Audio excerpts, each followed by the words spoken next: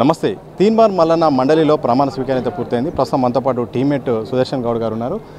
తీన్మార్ మల్లన్న వెనుక మీ పక్కనే కొడుకు భుజం లాగా ఉన్నారు. చాలా ఎత్తున ఈసారి పెద్దగా ప్రచారం అయితే జరిగింది. 3 పార్టీలు ప్రధానంగా పోటీ చేశాయి, స్వతంత్ర అభ్యర్థులుగా పోటీ చేశారు. మల్లన్న విజయం సాధించారు. ఎట్లా ఫీల్ అవుతుంది? చాలా హ్యాపీగా ఉంది. ఎందుకంటే విషయం ఏంటంటే చాలా రకాలుగా కుట్రలు జరిగినాయి, రకరకాల కుట్రలు జరిగినాయి. కొన్ని విషయాలు చెప్పొచ్చు, కొన్ని విషయాలు చెప్పొద్దు. సరే, ఏదేమైనప్పటికీ కేటీఆర్ చేసినటువంటి కుట్రలు, తర్వాత కేటీఆర్ చేసినటువంటి దుష్ప్రచారం అంటే రకరకాలుగా కావాలని చెప్పేసి అంటే ఇక్కడ ఏది పర్సనాలిటీని అసాసినేట్ చేస్తూ అవన్నీ కూడా చేసిండు. ఏది చేసినా కానీ తర్వాత డబ్బులు కూడా పంపిణీ చేసిండు. 150 నుంచి 200 కోట్ల రూపాయల వరకు ఖర్చు పెట్టిండ్రు. అది బీఆర్ఎస్ నుంచి. మనం క్లియర్గా అప్పుడు ఇదివరకు మనం క్లియర్గా మార్నింగ్ న్యూస్లో కూడా చూపించినాం. 30 కోట్ల రూపాయలు రాకేష్ రెడ్డికి ట్రాన్స్ఫర్ అయినాయి. రాకేష్ రెడ్డి నుంచి 34 మంది నియోజకవర్గాల ఇన్ఛార్జీలకు ఎట్లా ట్రాన్స్ఫర్ అయినా కూడా ఆ క్లియర్గా బ్యాంకు అకౌంట్లతో సహా మనం చెప్పినాం.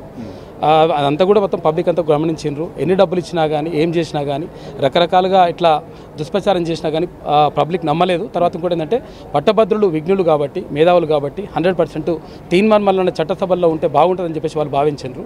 అందుకని తీన్మార్ మల్లన్నని చట్టసభలకు పంపించారు. కానీ పెద్ద ఎత్తున ట్రోలింగ్ జరిగింది.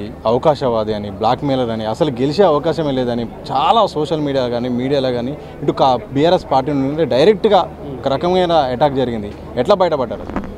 నేను ఏమంటున్నానంటే తీన్మార్ మల్లన్న ఒకటే మాట చెప్పిండు. రకరకాల ఆరోపణలు చేస్తారు. ఇప్పుడు ఏంటంటే ఇష్టం వచ్చినట్టుగా ఆరోపణలు చేసుకోవచ్చు, ప్రాబ్లం ఏం లేదు. నేను ఏమంటున్నానంటే తీన్మార్ మల్లన్న ఒకటే మాట చెప్పిండు. ఏదైనా ఒకవేళ మీరు ఆరోపణ చేసిన దానికి సంబంధించి ఒక ఎవిడెన్స్ తీసుకురండి, నేను ఈ పోటీ నుంచే తప్పుకుంటా అని చెప్పిండు.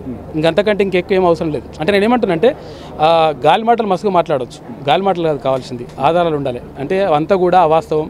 తీన్మార్ మల్లన్న పైన కావాలని చెప్పేసి అంటే ఒక ఎదుగుతున్నటువంటి మనిషిని, తర్వాత ఇంకోటి ఏంటంటే ఆల్రెడీ గత ప్రభుత్వానికి మొత్తం మీద ఒక కుట్ర కూడా ఉంది.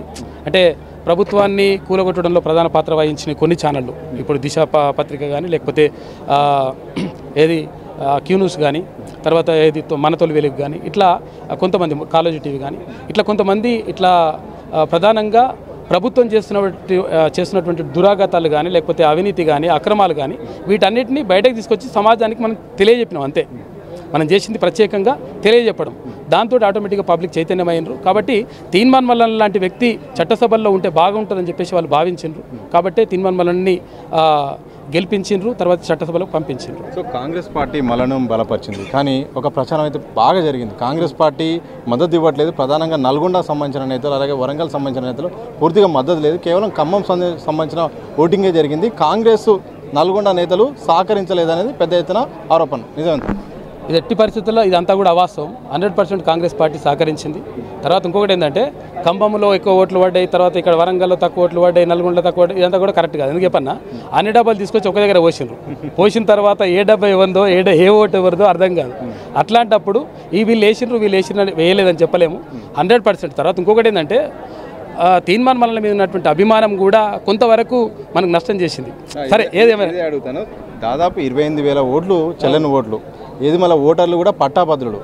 ఐ లవ్ యూ మల్లన్న, జై మల్లన్న, తీన్మార్ మల్లన్న ఇవన్నీ రాసిరు. ఏంది అసలు ఇది? విషయం ఏంటంటే అసలు యాక్చువల్గా వాళ్ళ అభిమానం, వాళ్ళు ఏమనుకుంటారంటే సౌసాయాని ఏకమత అని ఒక కథ ఉంటుంది. అయితే సౌసాయాని ఏకమత కథలో ఏముంటుందంటే ఒక రాజు ఏం చెప్తాడంటే రాత్రి ఒక పెద్ద డ్రమ్ పెడతాడు. అక్కడ పెట్టి 1000 మంది, ఊర్లో ఒక 1000 మంది ఉంటారు. 1000 మంది కలిసి మీరు పాలు తీసుకుపోయిండ్రి, అది కూడా రాత్రిపూట పోయండి, తెల్లారేసరికి ఆ డ్రమ్ నింపాలంటాడు. అంటే వాళ్ళందరూ ఏమనుకుంటారంటే నేను ఒక్కరిని నీళ్ళు పోస్తే ఏమవుతుందని చెప్పేసి ఒక్కొక్కరు నీళ్ళు పోస్తారు. అంటే ఇక్కడ జై Teenmar Mallanna, love you Teenmar Mallanna, 7200 RTR ఇవన్నీ రాసిన వాళ్ళు ఉన్నారు కదా. రైట్ టిక్ కొట్టుడు, బరాబర్ గెలుచుడు, కేసీఆర్కి మింగడు, ఇట్లా రకరకాలుగా రాసిండ్రు. సరే, అట్లా రాయదు, తప్పది. కాకపోతే ఏంటంటే అట్లా రాసిండ్రు. అయితే వాళ్ళు ఏమనుకున్నారంటే నా ఒక్క ఓటు అట్లా ఓటు ఏమవుతుందిలే, కాకపోతే ఏంటంటే నేను ఇట్లా అన్నా అని చెప్పేసి తీన్మార్ మల్లన్న గురించి బలంగా తెలుసు అని చెప్పేసి వాళ్ళు అనుకున్నారు. కానీ దురదృష్టవశాత్తు ఏంటంటే చాలామంది, అంటే 28,000 మంది అభిమానము, అంటే అది అత్యంత అభిమానమే, దాన్ని మాటల్లో చెప్పలేము. ఈ అభిమానం అంటే విషయం ఏంటంటే మనం క్లియర్గా అంటే దాన్ని ఏమంటారంటే అభిమానము మితిమీరిపోయింది. అది అంటే దాన్ని మనం కాదని కూడా అనలేము. ఎందుకంటే ఒక అభిమాని నువ్వు ఎన్ని కోట్ల రూపాయలు ఇచ్చినా కానీ వాళ్ళ ప్రేమను కొనలేము మనం. అయితే అటువంటి ప్రేమనిచ్చిండ్రు. కాకపోతే ఏంటంటే ఒక సూచన ఏంటంటే మనం పదే చెప్పినాం, మీరు ఓట్ల విషయంలో ఇటువంటివి చేయకండి. మీరు బయట తీర్మానం మల్లన్న జై తీర్మానం మల్లన్న రాయండి, ఐ లవ్ యూ రాయండి, లేకపోతే ఇంకేమని రాయండి, కానీ ఓట్ల విషయంలో అట్లా చేయొద్దు. ఎందుకంటే ఇది సీరియస్గా జరుగుతున్నటువంటి ఓటు. మనల్ని ఓడగొట్టడానికి రకరకాల ప్రయత్నాలు, రకరకాల వ్యక్తులు, రకరకాల సంస్థలు, రకరకాల పార్టీలు ఇవన్నీ కూడా ప్రయత్నం చేసినాయి. అయినా ఇటువంటి టైంలో మనం చాలా జాగ్రత్తగా ఉండాలి. ఒక ఓటు అనేటువంటిది చాలా కీలకం. కాబట్టి ఎప్పుడు కూడా మరోసారి ఇటువంటి తప్పిదాన్ని చేయొద్దని చెప్పేసి వాళ్ళకి విజ్ఞప్తి చేస్తున్నాం.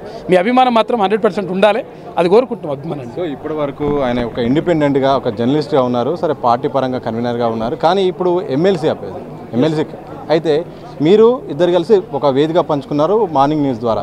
ఇకపై ఎమ్మెల్సీ అయిన తర్వాత మార్నింగ్ న్యూస్లో మల్లన్న ఉంటాడా, మీరు మాత్రం ఉంటాడా, అసలు మార్నింగ్ న్యూస్ ఏం జరుగుతుంది? తీర్మానం మల్లన్న 100% ఉంటాడు. విషయం ఏంటంటే ప్రశ్నించే గొంతుకులు తెలంగాణకు అవసరం. తర్వాత ఇప్పుడు రకరకాల ఛానల్లో మీరు కూడా ఉన్నారు. అయితే నేను ఏమంటున్నానంటే తీర్మానం మల్లన్న అవసరం. చాలామంది ఏమంటుంటారంటే మీరు ఒక ఎమ్మెల్సీ అయిన తర్వాత ఈ జాబ్ చేయొద్దు, అది చేయొద్దు అని చెప్పేసి.